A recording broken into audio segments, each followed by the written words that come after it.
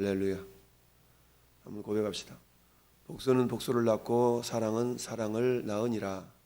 복수는 복수를 낳고 사랑은 사랑을 낳으니라. 아멘. 복수는 복수를 낳고 사랑은 사랑을 낳는다. 삼손 그림을 우리는 힘센 사람으로 가장 먼저 인식이 되죠. 삼손 인식. 그런데 삼손이 나실인 하나님께 바쳐진 자, 하나님께 헌신된 자, 이런 한마디로 말하면 별칭을 가지고 태어났죠. 태어나기 전부터 마치 마리아에게 가브리엘 천사가 나타나서 아들을 낳으리니 이름을 예수라 그래라 라고 예언했던 것처럼, 삼손도 마노아의 아내에게 여호와의 사자가 나타나서 아들이 있을 건데 이름을 삼손이라 그래라, 이렇게 해서 귀하게 태어났지만, 그런데 삼손의 삶 자체는 나실인의 삶을 살지를 못하죠.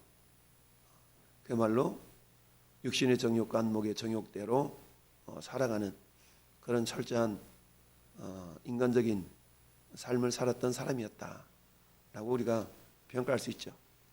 그럼에도 불구하고 하나님은 그런 연약한 삼손을 통해서도 하나님의 뜻하신 바를 이루어 가시는 그런 섭리의 하나님이신 것을 봅니다. 이건 참 아이러니하다라고 우리가 볼 수가 있겠는데요. 이처럼 온전하신 하나님과 온전하지 못한 인간, 우리는 그래서 하나님은 합력하여 선을 이루신다라고 말씀하시죠. 합력, 협력, 보통 이렇게 흔히 표현을 하는데, 협력이라는 말은 보통 힘이 대등한 관계에 있는 사람들끼리, 그런 존재들끼리 힘을 합치는 것을 보통 협력이다라고 굳이 표현한다면, 합력이라는 것은 힘이 대등하지 않지만 힘을 보태서 어떤 일을 행하는 것을 보통 합력이라고 표현하죠. 로마서 8장 28절은 하나님을 사랑하는 자 곧 그 뜻대로 부르심을 입은 자들에게는 모든 것이 합력하여 선을 이루느니라 라고 말씀합니다. 하나님의 뜻대로 부르심을 받은 자, 삼손은 하나님의 뜻대로 부르심을 받은 자였어요. 근데 그는 하나님을 사랑하기보다는 육신의 소욕대로 사람을 사랑했던 그런 삶을 살아온 자다.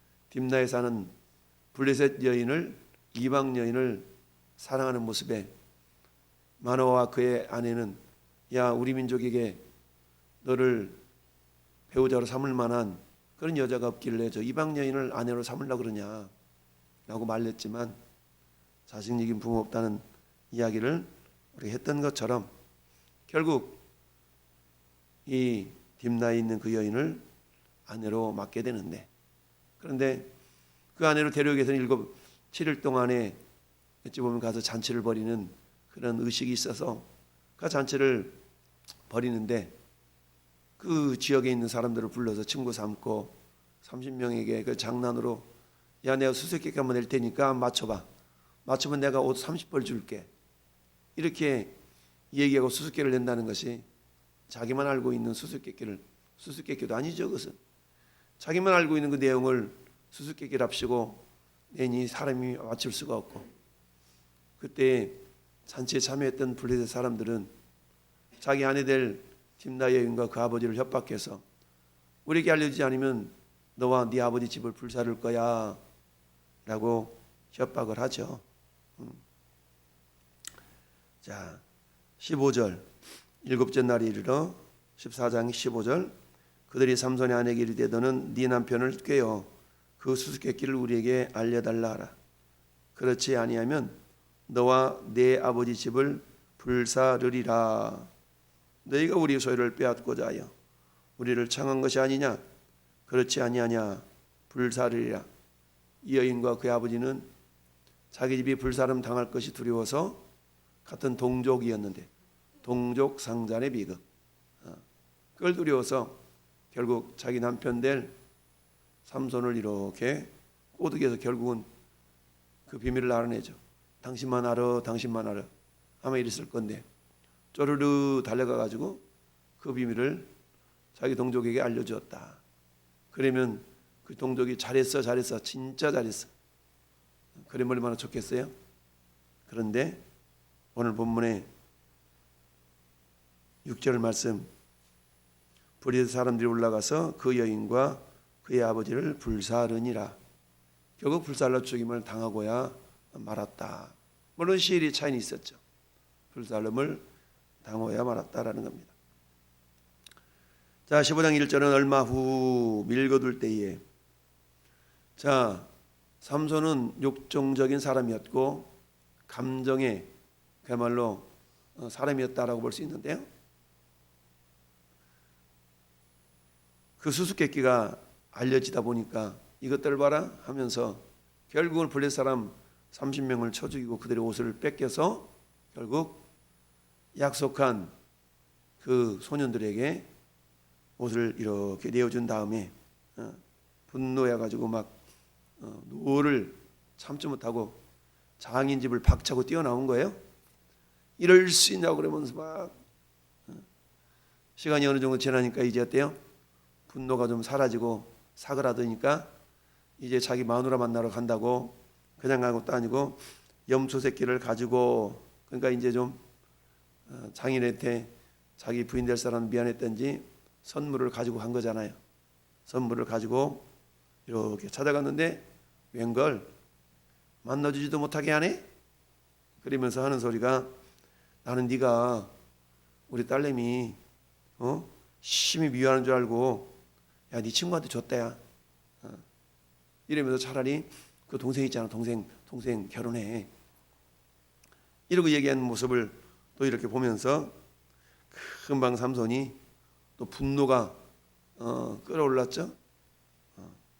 3절에 이번은 내가 블레셋 사람들을 해할지라도 그들에게 대해 내게 허물이 없을 것이니라 하고 막 여우 300마리를 잡아서 2마리씩 꼬랑지를 그냥 묶어서 그 가운데 횃불을 이렇게 심어서 블레셋 사람들 밭으로 쫓아 몰아버리니까 막 여우들이 이리 뛰고 저리 뛰고 오면서 아직 거두지 못한 곡식들 홀라당 태웠지, 포도원 태워버리지, 감람나무 그 포도원이 아니라 그것을 또 태우지.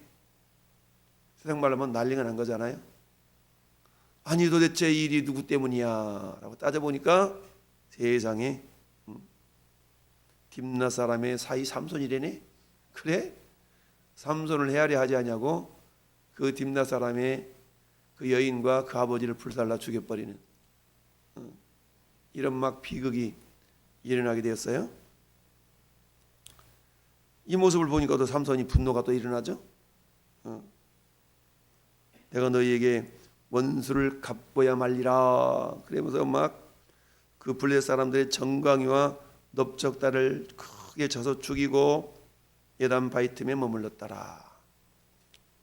하나님의 목적은 삼손을 통하여서 블레셋을 치는 거잖아요. 목적은 이루어졌어요. 그저 과정을 보면 어때요?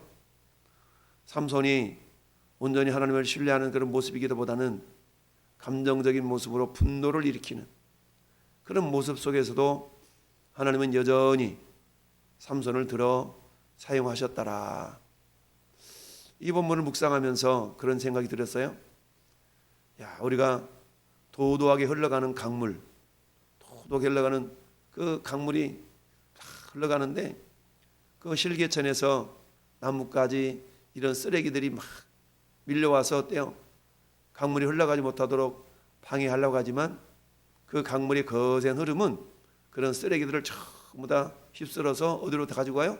다 바다로 이끌고 가버리잖아요. 그 강물의 흐름이 멈춰지지 않는 것을 봅니다.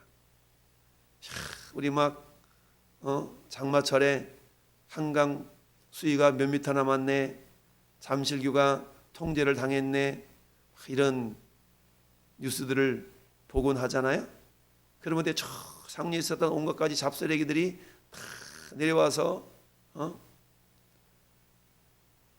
그렇지만 어때? 그 쓰레기들이 강물을 멈추게 하는 것이 아니라 여전히 강물은 도도히 흘러가면서 쓰레기를 다 치우더라.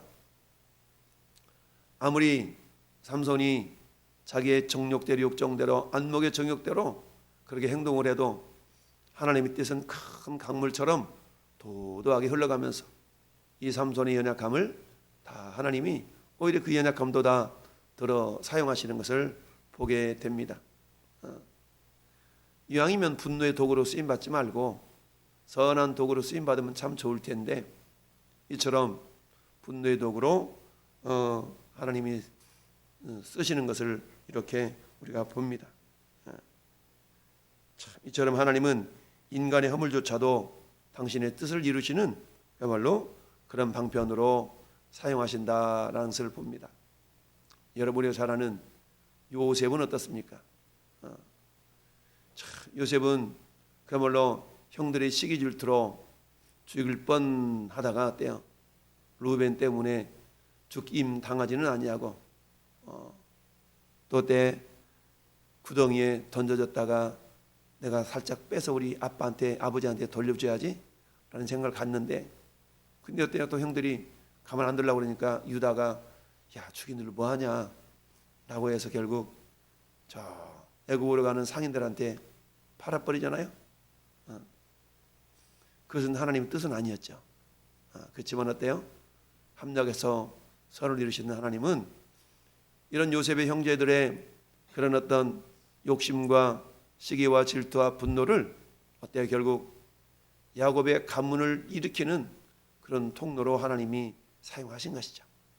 일부러 그런 상황을 하나님이 조장하시거나 그런 건 아니었지만 하나님의 선하신 계획은 면면이 거대한 강물처럼 도도하게 멈춰질 수가 없었다. 그래서 때 인간의 연약함이 있다 할지라도 하나님은 그 연약함마저도 뭐 하신다? 사용하신다는 얘기죠. 마찬가지입니다. 오늘 우리가 때로는 하나님의 뜻대로 살아가겠노라고 고백하지만 우리는 어때요? 인간의 연약함 때문에 말씀을 순종하지 못하고 내 욕심대로 내 뜻대로 이기적인 욕심을 쫓아 행동할 때가 얼마나 많습니까?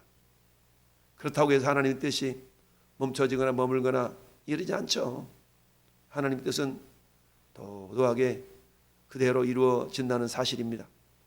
우리가 이것을 한다 그러면 그렇다면 우리가 이왕 하나님께 쓰임받는 인생 어떤 모습으로 쓰임을 받아야 될 것인가? 믿음의 도구요, 사랑의 도구요, 긍정의 도구요, 화평의 도구로 우리가 쓰임받는 것이 복이 되는 거 아니겠어요? 두 번째 오늘 말씀의 제목처럼 복수는 복수를 낳고 분노는 분노를 낳지만 그러나 사랑은 사랑을 낳는다라는 사실을 우리가 기억할 수 있어야 됩니다. 삼손의 분노는 어때요? 저 블릿 사람들의 분노를 일으켜서 자기의 아내와 자기의 장인을 불사름 당하도록 하는 그런 분노를 유발시키고야 말았던 거 아니겠어요? 그러나 사랑은 사랑을 낳습니다. 여러분 우리가 사도행전 7장에 복음을 전하다가 잡힌 스데반 집사의 죽음을 우리는 잘 알고 있어요. 스데반 집사가 복음을 전하는 그 모습에 분노한 군중들이 스데반 집사 돌로 쳐 죽이잖아요. 그 모습을 지켜보고 있었던 사울이라는 청년이 사람들이 열받아 가지고 막 돌팔매질 하는데 옷을 벗어서 겉옷을 벗어서 이것 좀 보고 있어, 이것 좀 지키고 있어. 사울이라는 청년에게 맡기는데 그 사울이 스데반 집사가 돌에 맞아 죽는 것을 보면서 뭐라고 그랬어요? 죽는 것이 마땅하다라고 얘기했던 사람이에요. 그러면 스데반이 이놈들아 내가 무슨 죄가 있길래 나를 이렇게 두들겨 패느냐라고 항변하지 않았어요. 스데반 집사는 하늘 보좌 우편에 서신 예수님을 바라보면서 주님 저들이 알지 못해서 저러는데 라고 하면서 저들을 원망하지 않고 그들을 주님께 의탁하는 그런 기도를 드렸던 걸 봅니다. 우리가 아는 것처럼 최고의 사랑의 극치는 뭡니까? 자신을 채찍질하고 얼굴에 침을 뱉고 옷을 뺏겨서 창피를 주고 십자가에 매달아 그야말로 모욕하는 그런 군중들을 향해서 우리 예수님은 어떻습니까? 그들 욕하지 아니하고 오늘 너희가 나와 함께 낙원에 있으리라 라고 마지막까지 복음을 전하시면서 강도의 영혼을 구원하셨던 우리 주님의 사랑을 보게 됩니다. 병정들과 대제사장들과 그야말로 그런 장로들의 핍박과 박해가 하나님의 선하신 뜻을 이루는 그런 통로로, 그런 모습으로 사용되었다라는 얘기입니다. 그렇습니다. 분노는 분노를 낳지만 사랑은 사랑을 낳는다. 어떤 상황 속에서도 하나님의 뜻은 도도하게 멈추지 않고 흘러간다라는 사실을 기억하면서 전 여러분들이 안 해요, 못해요, 싫어요, 그렇다고 해서 하나님의 뜻이 멈춰지거나 하나님의 뜻이 변경되거나 그렇지 않습니다. 하나님은 합력하여 선을 이루신 분이기 때문에. 그러나 이왕이면 어때요? 우리가 주님 앞에 서는 그날에 칭찬과 영광과 존귀를 받는 그런 도구로, 그런 통로로 우리가 쓰임을 받을 때에 큰 은혜의 영광이요 큰 축복이지 않겠어요? 오늘 하루 하나님 우리에게 허락하신 그런 기회, 그런 날들을 마치 10명의 종들에게 한 문화씩을 이렇게 주면서 내가 돌아올 때까지 장사하라. 우리 인생은 어쩌면 또한 장사하는 것 아니겠습니까? 주 앞에 설 때 주님이 반드시 심판대 앞에서 계산할 때가 다 있더라. 내가 너에게 준 시간, 내가 너에게 준 건강, 내가 너에게 준 재물 어떻게 썼는가 가져와봐. 우리 주님이 계수할 때에, 계산할 때에 주여 내가 이렇게 썼나이다. 잘했도다 착하고 충성된 종아. 주님이 준 거 제가 땅속에 묻어두었는데요, 악하고 게으른 종아. 우리는 어떠한 주님으로부터 소리를 들어야 될까요? 잘하였도다 착하고 충성된 종아. 사랑은 사랑을 낳고 분노를 낳았는데 너는 그때 세상 말로 분노를 일으킬 수도 있는 그 상황에서 잘 참아 주었구나, 잘 인내해 주었구나, 그때 내 이름을 네가 잘 드러내 주었구나 라고 주님이 칭찬하신다면 주님 앞에 설 때에 주님과 함께 내가 10골 권세를 차지하라 라는 칭찬뿐만 아니라 주님과 함께 영원토록 왕노릇할 수 있는 그런 믿음의 주인공, 사랑의 주인공이 되리라고 믿습니다. 오늘 한날도 저나 여러분들이 주어진 모든 기회들을 분노를 유발하는 그런 자들이 아니라 인내함으로 주님의 사랑을 드러내서 세상의 빛으로 소금으로 오늘도 살아 승리하는 모든 성도들 될 수 있기를 예수님의 이름으로 축원합니다. 아멘.